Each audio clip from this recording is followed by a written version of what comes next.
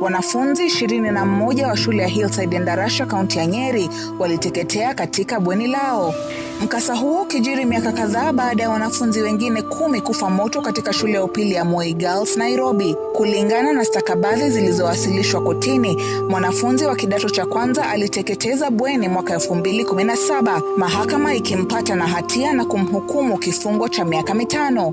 Aidha, wanafunzi 8 kutoka shule ya msingi ya Asumbi kaunti ya Homa Bay pia walifariki mwaka 2012. Wanafunzi hao walifariki baada ya bweni lao kuteketea, chanzo cha moto huo kikiwa ni hitilafu ya mitambo ya stima.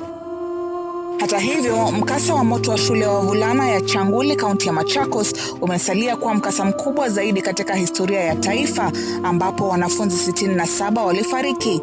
Kesi dhidi ya wanafunzi 2 waliokabiliwa na mashtaka ya kuteketeza bweni hilo mwaka 2001 ilitupiliwa mbali. Vilevile, shule ya wasichana ya Bombolulu kaunti ya Kwale pia iliingia katika kumbukumbu ya mikasa baada ya wanafunzi 26 kufariki katika bweni moja mwaka 1997. Chanzo cha moto kilibainika kuwa mchanganyiko wa kemikali zilizosahaulika kwenye bweni baada ya mradi wa sayansi. Huku asasi mbalimbali zikinakili takwimu, mamia ya familia zimetoneshwa kidonda cha historia ya mikasa ya moto shuleni. Laura Otieno, Runinga ya Citizen.